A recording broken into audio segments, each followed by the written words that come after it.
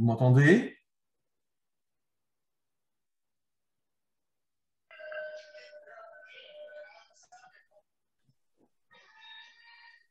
Vous m'entendez? Angela, vous m'entendez? Oui, oui, oui, je vous entends.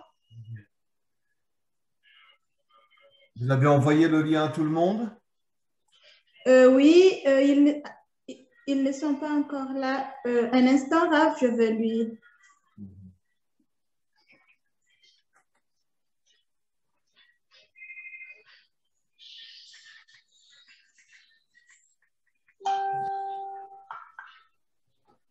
Voilà, ils sont là.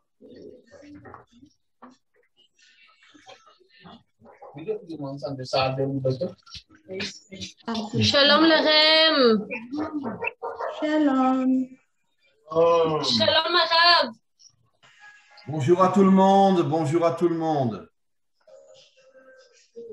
Je vais enlever le son pour que on puisse, il y ait moins de bruit. Ah, on ne voit plus l'image là.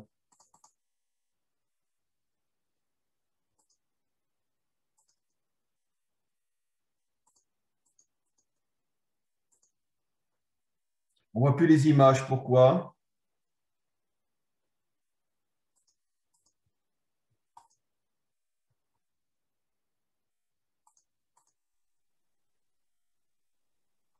Angela, on ne voit plus les images L'image? On ne les voit plus là, ceux qui étaient tous en famille là. Ah, d'accord.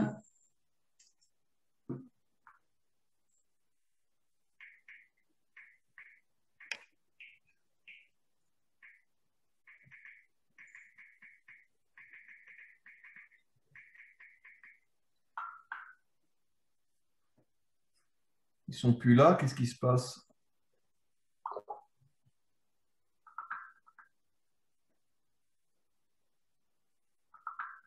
Ah, d'accord. Qu'est-ce qu'il y a? Il est en train de. Parce que il a eu. Non, ils ont eu un problème de connexion. C'est ce Oui. qu'elle a dit, Fitiana. Mais Voilà, ils sont nouveau là. Voilà. Et Clémence, on ne la voit pas. Qui c'est Clémence? Clémence aussi, elle est là, mais on ne la voit pas.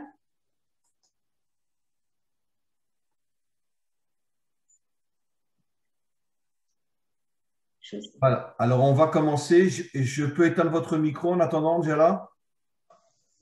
Oui, d'accord. Voilà. Est-ce que tout le monde m'entend bien? Faites un signe de la tête, vous m'entendez bien? La famille, très bien. Très bien, mes amis. Alors, OK, alors on va commencer. Voilà. Donc, une fois de plus, c'est un grand plaisir de se retrouver avec nos amis de Madagascar et de la Réunion. Et je remercie Angela d'être derrière l'organisation de ce Zoom que nous faisons assez régulièrement et que nous continuerons dans ce monde et dans le monde à venir encore. Et aujourd'hui, le sujet qui a été choisi, c'est sur la fête de Purim, puisque effectivement, dans quelques jours, vendredi, cette semaine, vendredi, nous fêtons la fête de Purim et la victoire contre Amalek. Et je vais donc parler pendant une petite demi-heure. Je vais toucher les points essentiels et puis après, si vous le voulez, vous pourrez bien sûr poser des questions. Alors, on va commencer par Amalek, puisque comme on le sait, Aman est un descendant d'Amalek. Et Aman a voulu exterminer pour la première fois, ça a failli être la première Shoah, la première tentative d'exterminer le peuple juif. Et finalement, tout s'est retourné contre Aman, il a perdu et c'est Israël qui a gagné.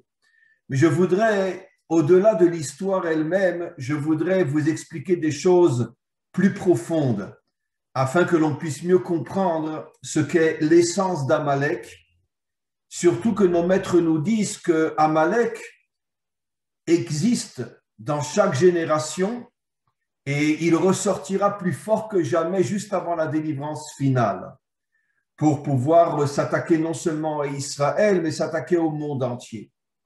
Alors, on va essayer de comprendre ce qu'est Amalek d'une manière profonde. Comme je pense que vous le savez, selon notre tradition, Amalek est né d'un double, il était doublement bâtard, mamzer en hébreu.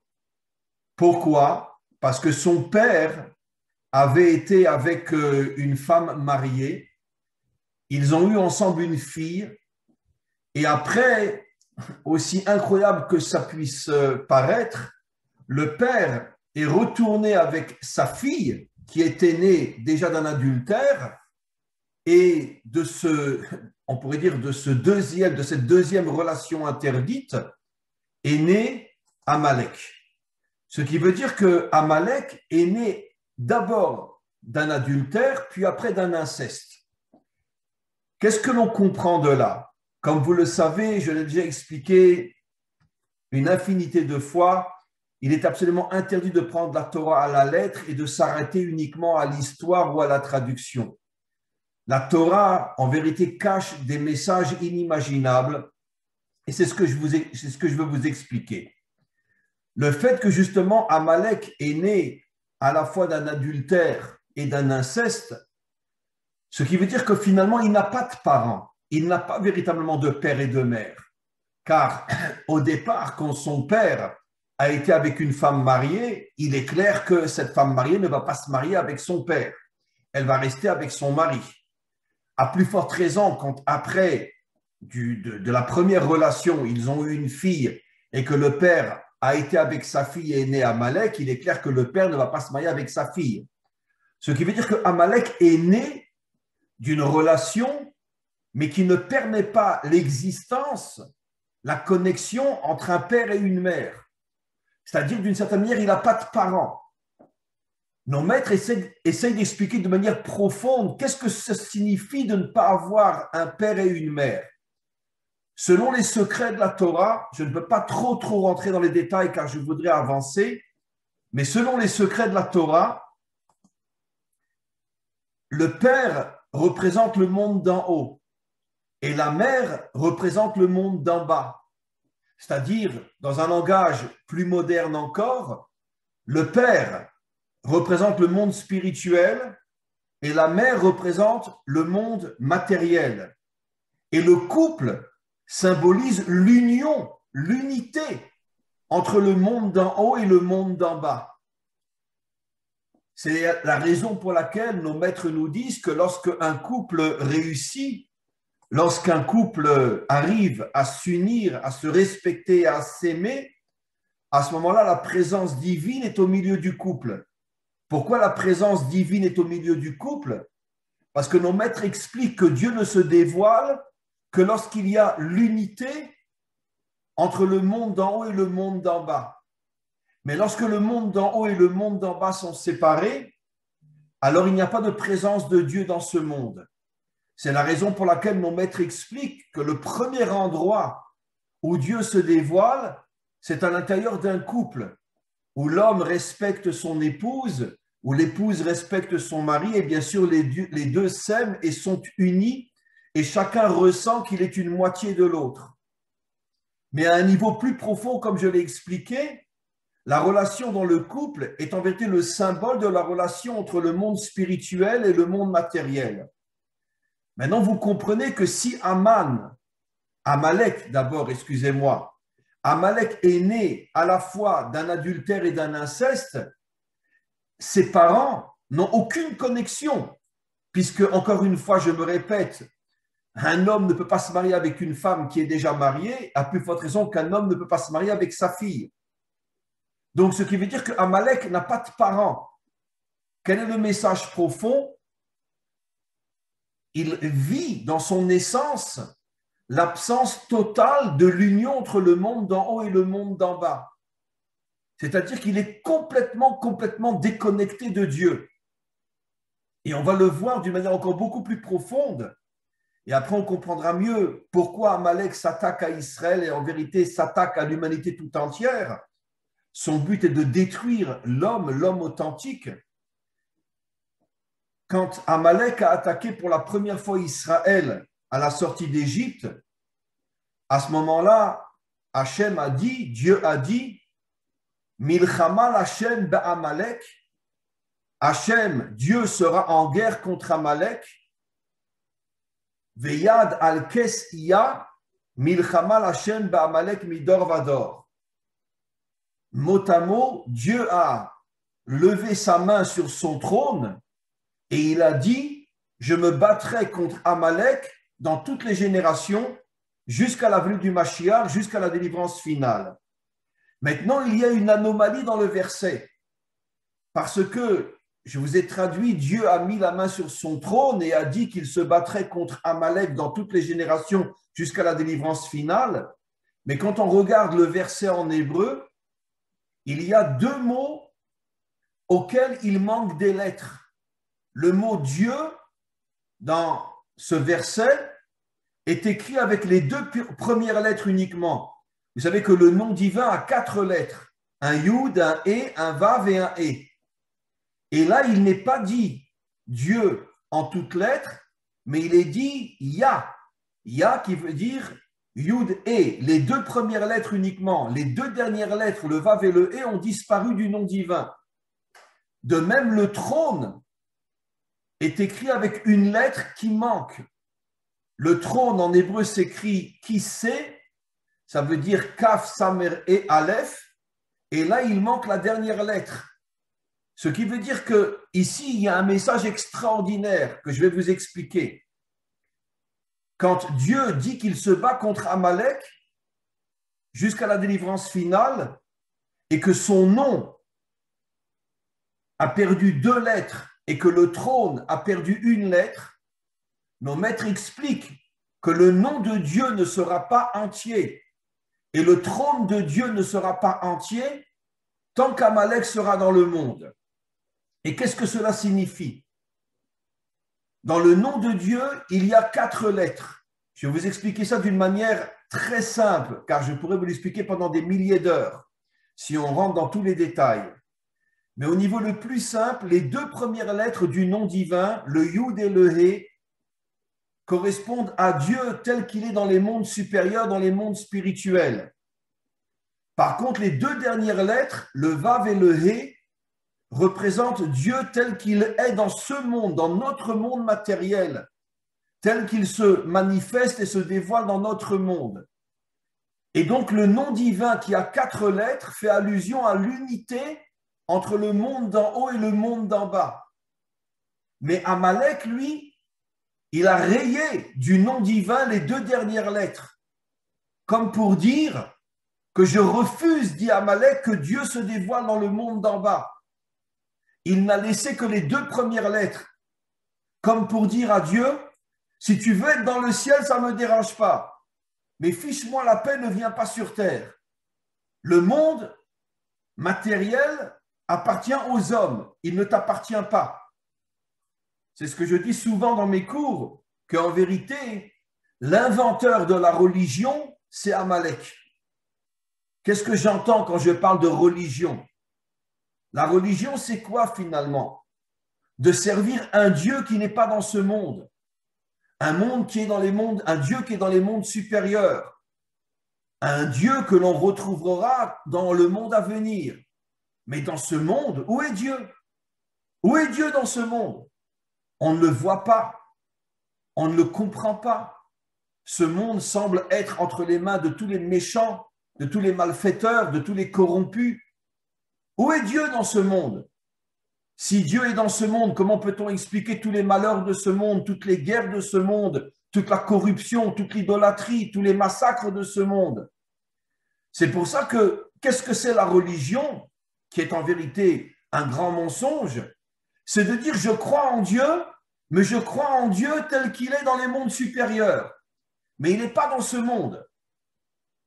Et la racine biblique de celui qui a créé la religion, c'est Amalek. Il a dit, moi j'accepte Dieu, mais uniquement au niveau des 2 premières lettres. qui représente Dieu tel qu'il est dans le ciel. Dieu reste dans le ciel, mais ne descend pas dans ce monde. Ce monde ne t'appartient pas. Ce monde appartient aux hommes. C'est eux qui décident, c'est eux qui agissent. Toi, tu es ou dans l'église ou dans la synagogue, mais tu ne rentres pas dans ce monde. Ça, c'est Amalek. Et pourquoi le trône a perdu une lettre aussi? Parce que justement, le trône représente la royauté d'Hachem dans ce monde. Et Amalek se bat contre la royauté d'Hachem dans ce monde. Amalek ne veut pas que Dieu se dévoile comme roi, comme dirigeant de ce monde. Et regardez ce qui est extraordinaire. Quelle est la lettre qui manque en hébreu dans le mot trône, qui se dit qui c'est? Il manque la dernière lettre, qui est un Aleph. Aleph, la première lettre de l'alphabet. Et quel est le symbole du Aleph, qui a pour valeur numérique 1? La lettre Aleph représente l'unité. L'unité, comme il est dit, en ce jour, Dieu sera un et son nom sera un. L'unité entre le monde d'en haut et le monde d'en bas. L'unité entre l'âme et le corps. L'unité entre la foi et l'action. L'unité entre la prière et l'action. Un homme authentique est celui qui sait qu'il doit en même temps se connecter à Dieu, mais en même temps agir dans ce monde. On ne peut pas s'en remettre uniquement à Dieu et on ne peut pas non plus penser que tout ne dépend que de nous. L'homme authentique est celui qui trouve le juste milieu. Il sait comment s'associer à Dieu dans toute son existence. Il sait donner la place à Dieu, mais il se donne aussi sa propre place. Parce qu'il est absolument impossible et inconcevable d'imaginer que Dieu nous prend entièrement en charge et que nous, notre seul travail, c'est de prier et de croire en lui. Non, c'est faux. Dieu attend de nous que nous agissions dans ce monde, avec lui, avec la émouna, avec la foi qu'il est à nos côtés. Mais nous devons agir dans ce monde. Et Amalek est le symbole de celui qui veut détruire l'homme authentique. Et c'est quoi l'homme authentique? Comme je vous l'ai expliqué, celui qui dévoile Dieu dans ce monde. Et ça commence encore une fois par le couple, l'unité, le respect, l'amour profond entre un homme et une femme, et que chacun des deux représente l'un des deux aspects de la réalité tout entière, le monde spirituel et le monde matériel. Et un couple qui s'unit, un couple qui ressent qu'ils ne sont que deux moitiés d'une même réalité, ce couple-là fait descendre la présence divine dans ce monde. Et comme je l'ai expliqué, à partir du moment où Amalek était un double bâtard, il n'a jamais connu ses parents, il n'a jamais compris ce qu'est l'unité entre un homme et une femme, automatiquement, dans son essence, il est anti-unité. Il se bat contre l'unité du monde d'en haut avec le monde d'en bas. Il se bat contre l'unité de l'âme et du corps. Il se bat contre l'unité de l'action et de la foi, de l'action et de la prière. Il veut séparer les deux. Maintenant, vous comprenez, mes amis, pour la première fois que Israël s'est battu contre Amalek, qu'est-ce qui s'est passé? Rappelez-vous, Moshe dit à Yahushua, tu vas prendre une armée, tu vas sortir te battre contre Amalek, te battre réellement, physiquement. Et moi, je vais monter sur une colline et je vais aller prier sur cette colline. Et nos maîtres nous disent que grâce à la prière de Moshe, Yahushua est arrivé physiquement à vaincre Amalek. Qu'est-ce qu'on comprend de là? On comprend de là que le combat contre Amalek doit être justement l'unité entre l'action réelle et la prière. Moshe priait et Yahushua se battait sur un cheval avec une épée. Pour bien nous faire comprendre que celui qui croit que seule la prière peut te sauver, ou celui qui croit que seul le combat réel, matériel peut te sauver, les deux se trompent. Le peuple juif est censé représenter l'unité entre à la fois l'action et la prière. Yahushua prend son épée et Moshe se met à prier. Et ensemble, ils sont arrivés à vaincre Amalek. Alors maintenant, revenons à la fête de Pourim. Il y a quelque chose d'assez extraordinaire que je voudrais expliquer. Vous savez que les deux personnages qui finalement sont arrivés à vaincre Aman, qui était un descendant direct d'Amalek, sont Mordechai et Esther. Et je voudrais parler aussi d'Esther aujourd'hui. Nos maîtres posent la question, vous savez que le mot Esther en hébreu veut dire caché. Quelque chose qui est caché s'appelle Esther. Et nos maîtres posent la question, d'où vient le nom Esther dans la Torah? Il vient du verset qui dit que quand le peuple juif ne sera pas méritant, quand il fautera, à ce moment-là, Dieu nous dit Vanori aster astir et panai, je voilerai, je cacherai ma face, et vous ne saurez plus où je suis. Je tournerai mon visage de vous, et d'une certaine manière, je vous abandonnerai, je vous laisserai entre les mains de tous les méchants de ce monde. Et donc, nos maîtres nous disent que le nom Esther, qui était donc finalement l'épouse choisie par Assuérus, vient du verset « Je cacherai ma face ». Et finalement, c'est ce qui s'est passé. Dieu a caché sa face et Aman a voulu exterminer le peuple juif. Mais finalement, Mordechai ne s'en est pas sorti tout seul. Il a été, si vous connaissez, si vous avez lu la Megillah, si vous avez lu le livre, l'histoire d'Esther et de Mordechai, vous savez que Esther a joué un rôle incroyable. Elle était dans la maison du tyran, dans la maison où vivait son mari Assuérus qui voulait exterminer Israël et où tous les jours se trouvait aussi Aman. Elle vivait là-bas et de l'intérieur même du mal, elle est arrivée à faire tomber le plan de Aman et finalement c'est Israël qui a gagné. On comprend de là, mes amis, quelque chose d'extraordinaire. C'est vrai que Dieu se cache quand l'homme n'est pas méritant. Et de là vient le nom Esther.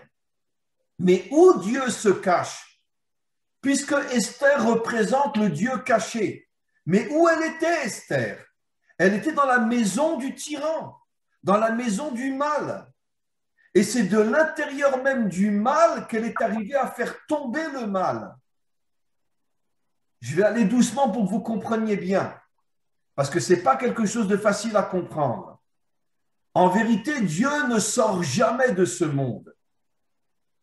Quand il dit qu'il se cache et qu'on ne sait plus où il est, et que justement, quand il se cache et qu'on ne sait plus où il est, alors à ce moment-là, le mal sort sa face, sort sa puissance et veut détruire et faire du mal à ceux qui sont des gens bien.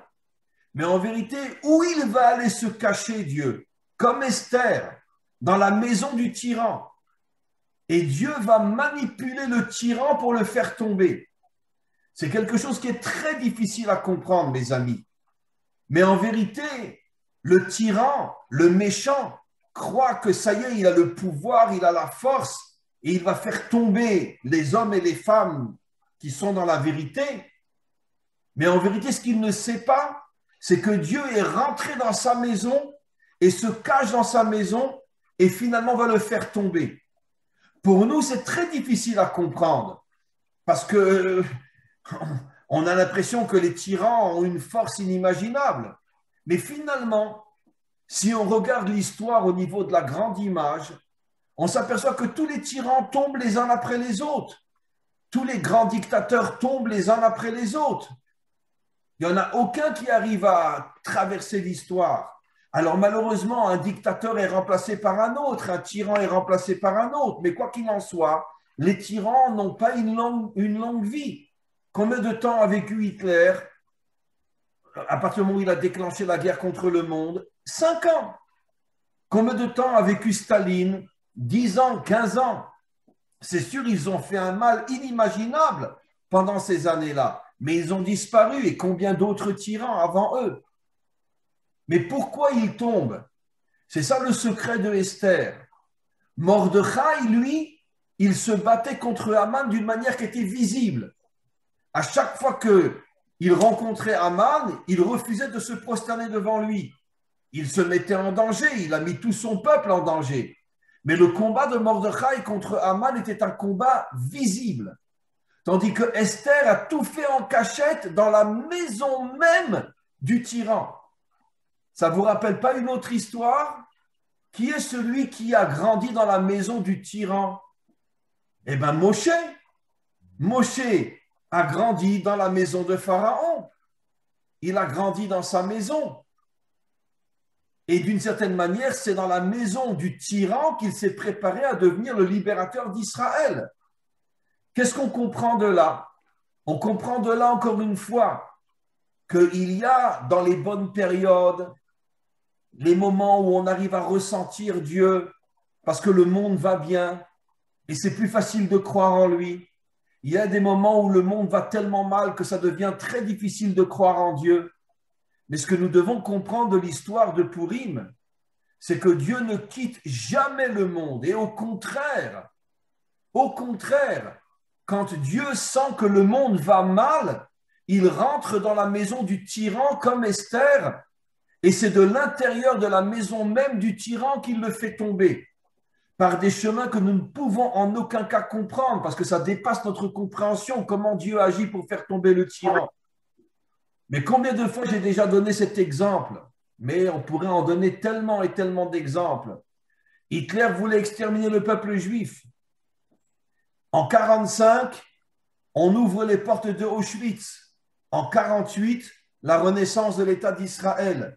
Ça veut dire que finalement, en 3 ans seulement, tout le plan de Hitler s'est écroulé complètement. Lui qui voulait détruire le peuple juif, finalement, la Shoah a amené la renaissance d'Israël sur sa terre 3 ans seulement après la fin de la guerre. Ça veut dire qu'on doit comprendre que Dieu a agi à l'intérieur même du tyran pour amener finalement le mal au résultat qui est l'absolu contraire de ce qu'il voulait lui-même. Lui voulait détruire Israël et finalement 3 ans après, Israël se reconstruit sur sa terre. Et on pourrait donner quantité d'autres exemples. Et ça, mes amis, c'est la véritable émouna, c'est la véritable, bon, j'aime pas traduire le mot émouna par le mot foi en français, parce que c'est pas vraiment le bon mot. La émouna, on va traduire par la confiance. C'est quoi la véritable confiance en Dieu? La véritable confiance en Dieu, c'est arriver à cette conscience que même dans les moments les plus obscurs, même dans les moments les plus noirs, même dans les moments les plus sombres, même dans ces moments-là, non seulement Dieu ne quitte pas le monde, mais au contraire, il rentre dans le mal lui-même pour le faire tomber. Et c'est pour ça que tous les mâles de l'histoire ont disparu. Tous les grands empires, toutes les grandes civilisations qui se sont attaquées au monde, qui ont causé tellement de souffrances, tellement de choses incroyables. Et finalement, où sont les Grecs aujourd'hui? Où sont les Romains aujourd'hui? Où sont les Ottomans aujourd'hui? Où sont les Babyloniens, les Perses, les Égyptiens? Ils ont tous disparu. Il ne reste que rien, que dans les musées. Pourquoi? Parce que Dieu rentre dans le mal et de l'intérieur, il le fait tomber. C'est ça le secret de Esther. Et donc, c'est ce que Mordechai avait compris. Pourquoi Mordechai s'est attaqué à Haman? Mordechai ne sait pas qu'il risque sa vie. Mordechai ne sait pas qu'il met tout le peuple juif en danger. Mais quand il a vu que Esther a été capturée et qu'elle est rentrée dans la maison de Assuérus, parce qu'au début, elle ne voulait pas y aller, elle s'était cachée, mais bon, les soldats de Assuérus l'ont trouvée, ils l'ont pris, ils l'ont amené dans le palais de Assuérus. Et sur les 1000 ou 10 000 femmes qui avaient là-bas, la seule qui a été choisie, c'est Esther. Quand Mordechai a compris que Esther a été choisie par Assuérus, il a compris que tout ça, c'était en vérité le plan divin de faire rentrer Esther à l'intérieur de la maison de Assuérus pour que lui et elle, lui de l'extérieur et elle de l'intérieur, puissent agir pour faire tomber Assuérus et Haman. Et finalement, ils ont réussi. Mes amis, quel est le message que nous devons comprendre de ça? J'ai commencé mon explication en disant que Amalek, se bat contre la présence de Dieu sur terre, puisqu'il a enlevé les 2 dernières lettres du nom divin. Il a enlevé le Aleph au mot trône, comme pour dire qu'il refuse que Dieu se dévoile dans ce monde. Qui c'est Amalek aujourd'hui, mes amis? Ben Amalek, c'est tous les dirigeants de ce monde, c'est tous les riches de ce monde, c'est tous les corrompus de ce monde, c'est toutes les institutions de ce monde qui finalement ne servent que leur ego, ne servent que leur orgueil, ne servent que leur pouvoir. C'est ça, Amalek. C'est ce monde qui nous dirige. On est dirigé par des tyrans visibles ou des tyrans qui se cachent derrière des vitrines, nous font croire qu'en vérité, ils veulent notre bien, mais tout ce qu'ils veulent, c'est s'en mettre plein les poches et se prosterner devant leur ego, devant leur orgueil. C'est ça, Amalek. C'est pour ça que nos maîtres nous disent qu'Amalek est dans chaque génération. Amalek, c'est les dirigeants de toutes les nations. Amalek, c'est les pouvoirs financiers de toutes les nations. Amalek, c'est toutes ces forces sataniques qui nous tiennent en otage et qui nous empêchent d'amener la délivrance. Parce qu'ils nous tiennent en otage. Et si on a un qui bouge, il prend une balle dans la tête ou peu importe. C'est ça, Amalek. C'est pas seulement Hitler, Amalek. Il y a des fois où évidemment, Amalek, on le voit de la manière la plus visible possible quand c'est quelqu'un comme Hitler ou Staline ou d'autres dictateurs et tyrans. Mais même quand on ne voit pas véritablement, parce qu'ils se cachent derrière une vitrine, ils font croire que ce sont de bons dirigeants, mais en vérité, aujourd'hui, l'humanité tout entière est prise en otage entre les mains de tous ces dirigeants politiques, financiers, qui veulent s'accaparer le monde et qui finalement nous tiennent en otage et on n'arrive rien à faire, on ne sait pas comment agir pour amener la délivrance finale. Et ça doit être notre véritable combat, mes amis. Mais combien il y en aura capable d'être comme Mordechai, capable d'affronter Aman, capable d'affronter le tyran, alors que tu sais très bien que tu te mets en danger inimaginable, comme Moshe a eu le courage d'affronter Pharaon, qui était un tyran 1 milliard de fois plus grand que Hitler et Staline, comme disent nos maîtres. Nos maîtres, à titre, c'est une image, il ne faut pas le prendre à la lettre, mais pour nous montrer la tyrannie de Pharaon, ils disent que même les oiseaux, le matin, avant de commencer à faire cuit-cuit, ils demandaient la permission à Pharaon. C'est une blague, bien sûr, mais c'est pour nous faire comprendre qu'il avait un pouvoir inimaginable. Et juste avant la délivrance finale, nos maîtres nous disent qu'il égorgeait 500 enfants juifs tous les jours et il se baignait dans leur sang 250 le matin et 250 le soir. Il se faisait un bain de sang d'enfants juifs. Donc c'était un tyran inimaginable. Comment Moshe ose aller parler et le menacer? Mais il aurait dû se faire couper en morceaux des milliards de fois. Mais comme il avait cette émouna que Dieu se trouve à l'intérieur du mal et qu'en association avec le courage de l'homme, Dieu fera tomber le tyran. Et finalement, Pharaon est tombé, l'Égypte est tombée, Aman est tombé et Israël a été sauvé. Et c'est ça ce que nous devons comprendre, mes amis. Comme je le dis toujours, c'est le véritable message de Purim. Nous sommes des gens croyants, nous avons une croyance, une confiance absolue dans le Maître du monde, mais nous devons comprendre que le Maître du monde nous demande aussi d'agir, nous demande aussi de prendre des risques, nous demande de lutter contre le mal, chacun à son niveau. On ne peut pas passer notre vie dans une synagogue et dans une église uniquement. Ça veut dire que prier, prier, prier, Dieu sauve-nous, sauve-nous, sauve-nous. Non, ça c'est la religion, ça c'est un mensonge. Dieu veut des guerriers, Dieu veut des hommes et des femmes courageux pour qu'ensemble, lui et nous puissions nous débarrasser de tout le mal qu'il y a dans ce monde et que nous puissions dévoiler sa royauté sur terre.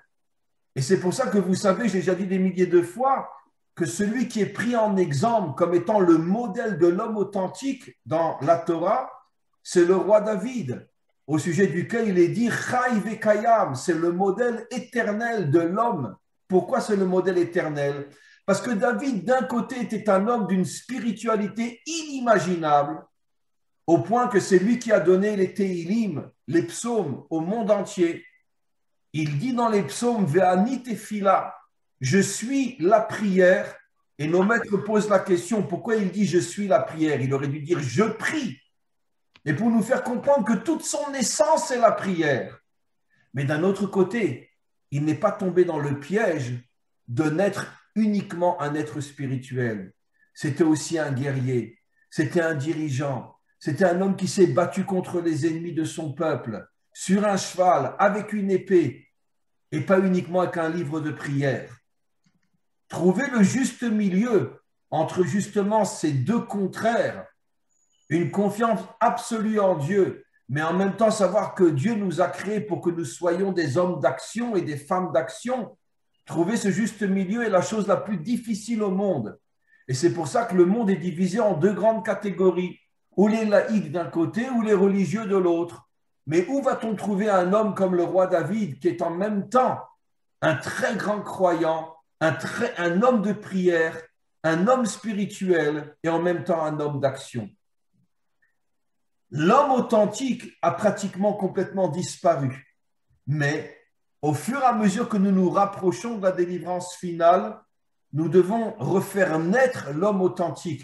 Nous devons le refaire sortir de toute cette histoire de l'exil qui a séparé l'humanité à cause d'Amalek, où tu es matérialiste, où tu es spirituel, mais tu n'arrives pas à unir les deux. Où tu vis avec ton corps, où tu vis avec ton âme, mais tu n'arrives pas à unir les deux. On doit unir les deux et retrouver l'homme authentique. Et c'est ça toute la fête de Purim. Je voudrais juste rajouter encore un mot ou deux. Vous savez qu'à Purim, il y a plusieurs commandements, plusieurs mitzvot que nous devons faire. Il y a bien sûr la lecture de la Megillah, qu'on lit 2 fois, le soir et le matin. Lire la Megillah, c'est une chose que vous pouvez faire aussi. Vous pouvez, si vous avez la possibilité de le faire en commun ou sinon le faire chez vous, lire la Megillah. C'est un texte qui est dans la Bible, bien sûr. Et on fait aussi un repas de famille où on invite des amis et on se fait un bon repas. Ça sera vendredi cette année. On se fait un bon repas. On boit un peu de vin, on boit un petit peu d'alcool pour se sentir bien. On met de la musique, on chante, on danse. Et 2 autres mitzvot aussi. On doit donner la tzedaka, on doit donner, bon, j'aime pas la traduction française chrétienne, la charité, mais on doit donner la tzedaka. Ça veut dire que si vous connaissez autour de vous des gens qui sont dans le besoin, vous prenez une somme d'argent et vous allez leur apporter. Et aussi, autre mitzvah, on s'échange, mais ça, c'est pas de la tzedaka, c'est pas de la charité, on s'échange des mets. Donc, vous faites un bon gâteau, vous l'apportez à votre voisin. Et lui, il vous donnera un bon plat de viande, cachère bien sûr, ou un bon couscous. Vous aimez le couscous, en fait? Hein? On mange du couscous à Madagascar? Et donc, bon, du couscous ou autre chose, peu importe. Donc, je répète quelles sont les mitzvot de Purim, après je vais expliquer. On lit la Megillah 2 fois, on fait un repas en famille avec des amis, on boit du vin, on se saoule un petit peu, on chante, on danse, on est joyeux. Très bien. Bon, on ne se met pas à terre non plus, mais on se saoule un petit peu. Et on donne de la tzedaka à ceux qui sont dans le besoin et on s'échange des mets, des bons repas entre les gens qu'on aime et nos amis. Ça, c'est les mitzvot de Purim. Et regardez, quel est le sens de ces mitzvot? Alors, je vais les expliquer très brièvement. On lit la Megillah 2 fois, c'est normal. Mais écoutez, pourquoi on la lit le jour et on la lit la nuit? On la lit la nuit, c'est par rapport à Esther, qui est la force cachée, qui était dans le palais de Haman et de Achashverosh, Assuérus, et qui les a fait tomber. On lit la Megillah le jour, ça fait allusion à Mordechai, qui lui, en plein jour, courageusement, attaque Haman et n'a peur de rien. Donc, le jour et la nuit, c'est pour nous faire comprendre que le combat, il doit être sur deux niveaux. On doit se battre contre le mal d'une manière visible et aussi d'une manière invisible. Après, le repas avec la famille, avec les amis, pourquoi? Et parce que justement, c'est le secret de l'unité. On veut être nombreux à table. Et on invite des gens qu'on n'invite pas forcément tous les jours. On leur demande de venir. Pourquoi? Pour créer un noyau d'unité entre nous, entre les hommes, qui est le contraire de ce que voulait faire Amalek. Amalek, il voulait séparer les hommes, séparer Dieu des hommes et séparer les hommes aussi, séparer les couples, que chacun se retrouve seul et désemparé. Nous, au contraire, on fait un repas et on invite tout le monde. Et pourquoi on boit? Pourquoi on se saoule un petit peu? Alors d'abord parce que c'est un vrai kiff de se saouler un petit peu, d'accord? Mais il y a aussi, chaque chose de la Torah a une explication profonde, c'est-à-dire pour nous faire comprendre que la manière dont Dieu dirige le monde nous dépasse complètement, on ne comprend pas. Comme quelqu'un qui se saoule, il perd un petit peu la tête, il ne sait plus ce qu'il dit, il ne sait plus ce qu'il... Pourquoi? Parce que quand on boit, d'une certaine manière, on atteint un niveau qui est au-dessus de, on pourrait dire, du pragmatisme, de la logique, 1 plus 1 égale 2. Alors on boit comme pour nous dire, comme pour dire à Dieu, tu sais Dieu, on ne te comprend pas, on n'arrive pas à te suivre, mais on est sûr que tu es là. Alors tiens, allez, prends un verre toi aussi. On boit un bon verre de vin à ta santé. Et on boit un verre de vin, un deuxième verre de vin, un troisième verre de vin, un quatrième verre de vin, un cinquième verre de vin, jusqu'à ce qu'on commence à perdre un petit peu la tête et on dit au bon Dieu, tu sais, écoute, regarde, je ne sais pas où tu es, je ne te comprends pas, mais je suis sûr que tu es là. Voilà, c'est pour ça qu'on boit à Pourim. Pourquoi on va aider les pauvres? Parce que ça, c'est l'action qu'on doit faire dans ce monde en priorité. Aider tous ceux qui sont dans le besoin. Aider tous ceux qui manquent de quelque chose. Ça, c'est une action qu'on doit faire tous les jours. Pas forcément uniquement avec de l'argent. Mais vous entendez qu'il y a un couple qui est dans la difficulté. Allez, demandez-leur de pouvoir les aider si vous en avez la possibilité. Vous entendez que, je ne sais pas, il y a un enfant dans une famille qui se comporte mal, essayez de lui parler, de l'aider. La charité, ce n'est pas uniquement l'argent. La charité, c'est aider tous ceux qui sont dans le besoin. Et ça, c'est une action fondamentale et importante que chacun d'entre nous devrait réaliser au moins une fois par jour. Et après, on s'échange des bons plats entre les voisins. Pourquoi? C'est aussi la même notion d'unité. Je te fais plaisir, tu me fais plaisir. On essaye de se respecter, on essaye de s'aimer, on essaye d'être ensemble. Et ça passe bien sûr par un échange de bonnes choses. Et c'est comme ça que finalement on crée un lien entre nous. Donc vous voyez que toute la fête de Pourim, elle tourne autour justement de l'unité, du rassemblement, et aussi de boire pour nous faire comprendre que Dieu est au-dessus de notre compréhension, comme l'alcool qui nous fait perdre un petit peu la tête, mais pour nous faire comprendre que Dieu est au-dessus de notre compréhension. Et c'est, nos maîtres disent, et je termine, que la fête de Pourim est d'une certaine manière la fête la plus précieuse de toutes les fêtes d'Israël. Et pourquoi? Parce qu'elle incarne justement la victoire contre le mal, la victoire contre Amalek, la victoire contre Aman, la victoire contre tous ceux qui veulent détruire l'humanité. Et ce combat, c'est le combat que nous devons mener aujourd'hui plus que jamais à la veille de la délivrance finale.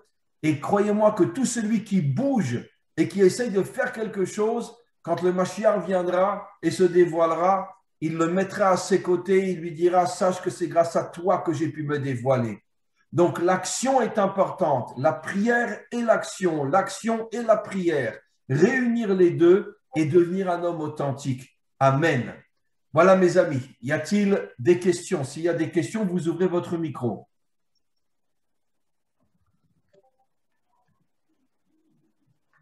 Voilà, y a-t-il des questions mes amis?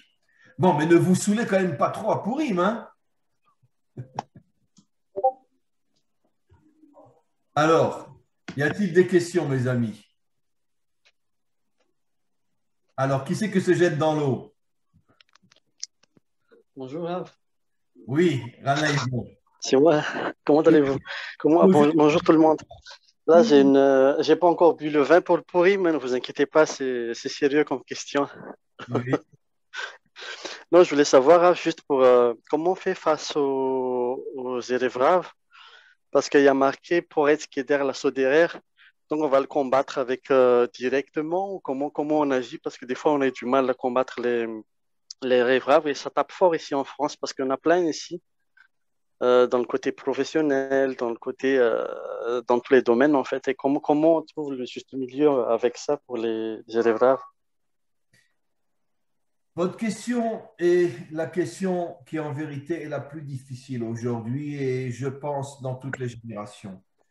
Le grand problème que nous avons, cher ami, c'est que, vous savez, chaque partie de l'humanité a son problème. Le problème que nous avons, nous les croyants, c'est qu'on se réfugie on pourrait dire, on se réfugie dans Dieu, en s'imaginant que c'est lui qui va faire tout le travail pour nous. C'est ce que j'appelle, moi, toujours la religion, qui est, qui est la force qui affaiblit plus que toute autre force l'homme. Attention, je suis hyper croyant, mais je ne suis pas religieux. C'est-à-dire, j'essaye de ne pas être religieux. J'essaye d'être un homme authentique. Ça veut dire, j'essaye de me battre et de me mettre en danger et de prendre des risques quand il faut le faire. Voilà. Et je ne vais pas rentrer dans les détails maintenant, ce n'est pas le sujet. Mais ça, c'est encore une fois le plus grand problème de l'homme authentique. Comment se battre contre le mal? Surtout qu'on sait très bien que si on se bat contre le mal, on se met parfois en danger. Imaginez, bon, un exemple, ce n'est pas le vôtre, mais un exemple simple. Vous travaillez dans une société où le patron est corrompu et il demande à tous ses proches de le soutenir dans sa corruption. Et il augmente le salaire à tout le monde. Ça veut dire que tu touchais, je ne sais pas, bon, je donne un exemple en France, tu touchais 2 000 euros par mois ou 3 000 euros par mois. Et maintenant, si tu me soutiens dans ma corruption, je te passe à 4 000 euros. C'est très difficile de refuser 4 000 euros tout simplement pour soutenir un patron corrompu, comme la plupart d'ailleurs. Donc, qu'est-ce qu'on fait? Eh bien, ça, c'est une forme de combat. Vous rentrez dans son bureau et vous lui dites comme ça, bon, je suis un rabbin, je n'ai pas le droit de parler comme ça, mais ce n'est pas grave, entre nous, je le dis quand même. Et écoute, tu sais, tu quoi? Va te faire voir, moi, tes 4 000 euros, j'en ai rien à foutre. D'accord? Eh ben, c'est une forme de combat. Dégage! Tout de suite, t'es renvoyé. Eh ben, je me retrouve sans travail. Avant, je gagnais 2 000 euros, j'aurais pu en gagner 4, maintenant, j'en ai plus un. Mais ce n'est pas grave. Pourquoi? Parce que j'ai une confiance absolue dans le maître du monde, que si je me comporte comme un homme droit, Hachem ne m'abandonnera pas. Mais ça doit passer par une action. Ça veut dire que je dois avoir le courage de dire à mon patron, je suis désolé, je ne suis pas prêt à cautionner votre corruption, donc je m'en vais. C'est pas facile, surtout si on te double ton salaire. Mais si on a le courage de faire une chose pareille, croyez-moi que Hachem va nous aider et il va nous trouver un travail. Ce ne sera pas 4 000 euros, ce sera 8 000 euros. Ça prendra du temps, ce n'est pas la semaine d'après parce qu'il va vouloir nous tester. Voilà, voir si on va. Mais c'est sûr et certain. Alors, c'est un exemple de ne jamais participer à une corruption. J'ai un autre exemple que vous allez comprendre par allusion aussi.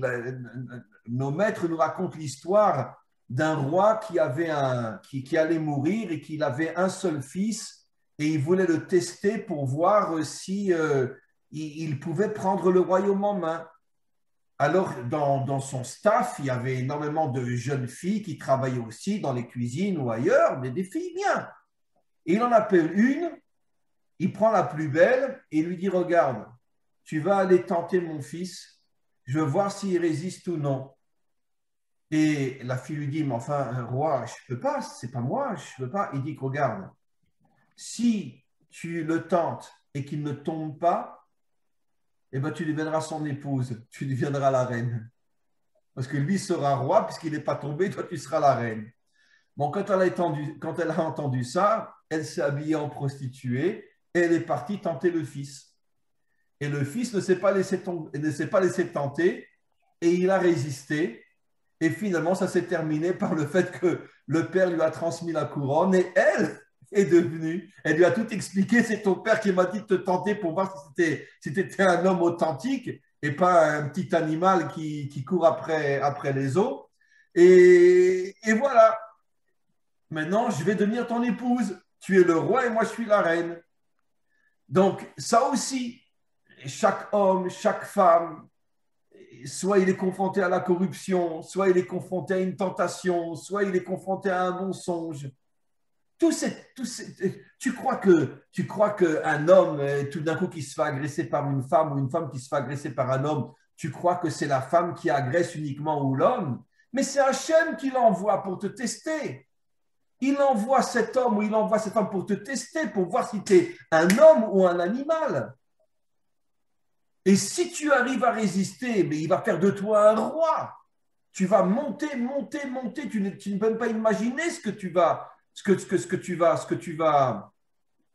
recevoir. Donc, la vie est remplie de tests dans lesquels on peut, oui, se battre. C'est une forme d'action, c'est une forme de combat, de montrer au maître du monde que tu peux me tester par tous les moyens possibles, je ne tomberai pas. Je suis fort. Je préfère être au chômage plutôt que de gagner de l'argent corrompu. Je préfère passer à côté d'un bon moment plutôt que de me comporter comme un animal. Je suis un être humain. Je suis un homme. Et je respecte les lois fondamentales de l'homme.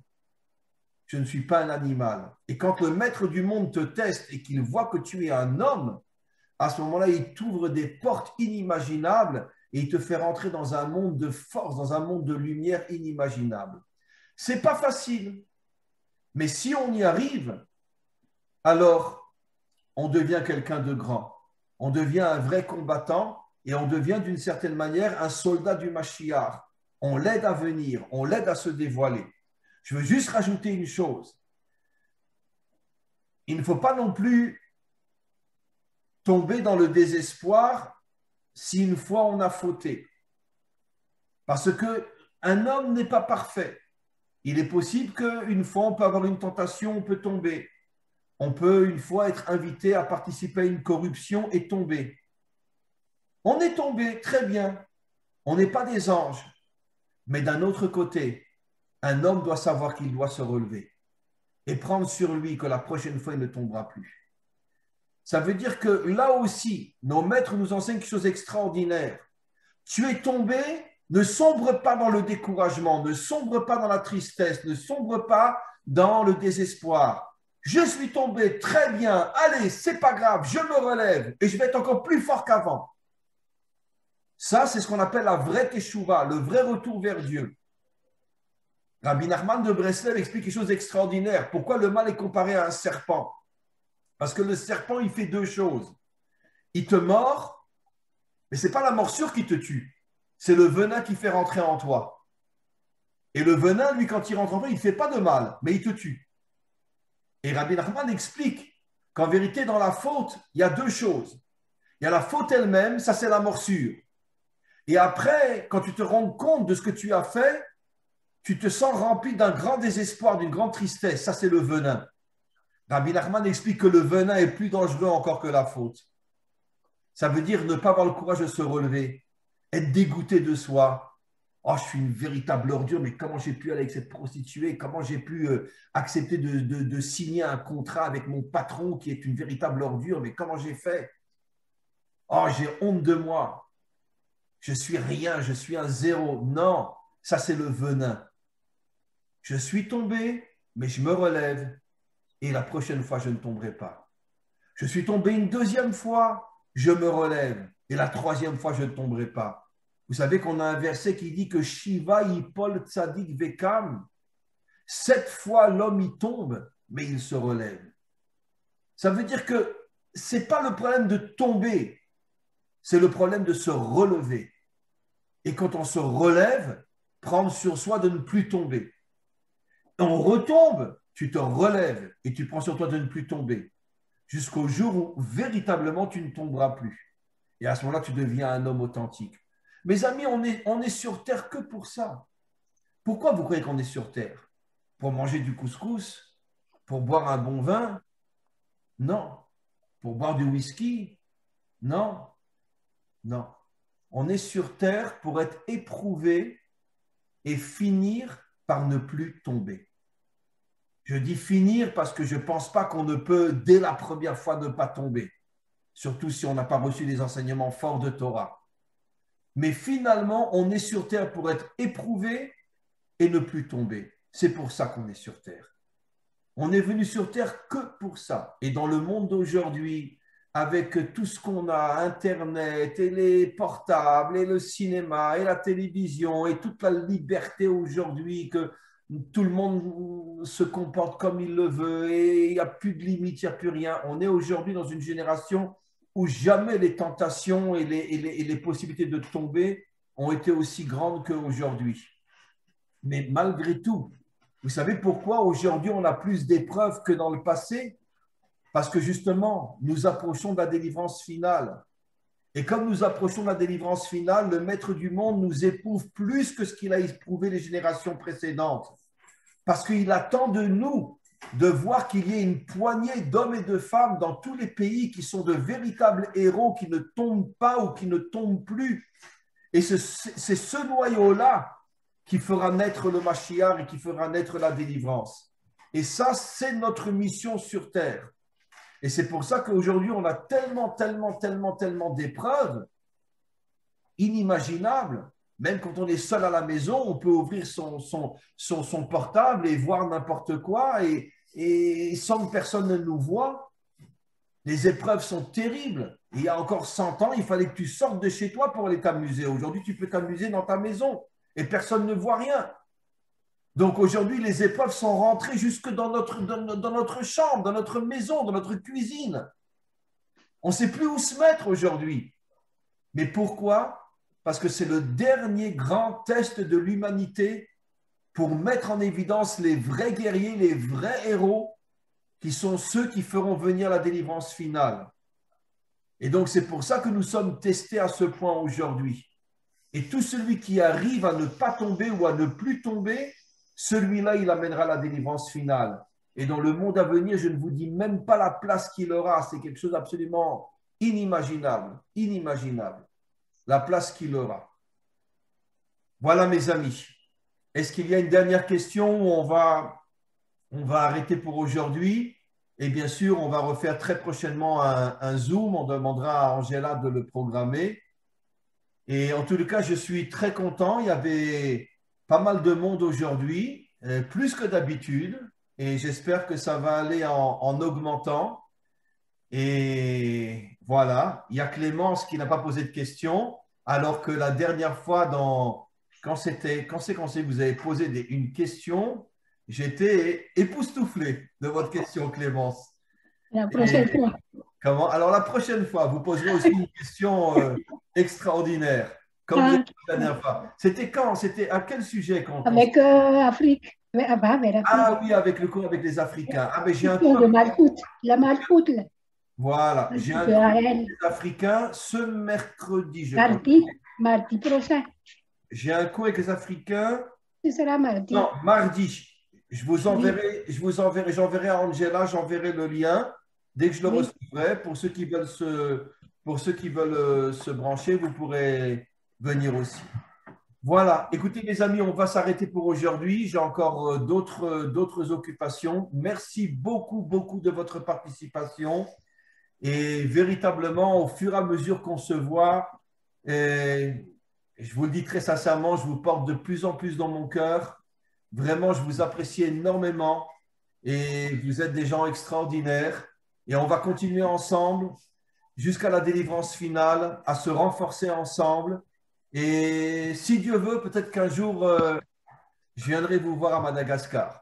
Amen. Bien sûr. On vous attend. À très bientôt. On est vraiment impatients. Hein? Que des bonnes choses. À très Merci. bientôt. Vous aussi, Raph. Au revoir. À très bientôt. Merci. Merci beaucoup. Au revoir tout le monde. Ciao, ciao. Au revoir. Au revoir.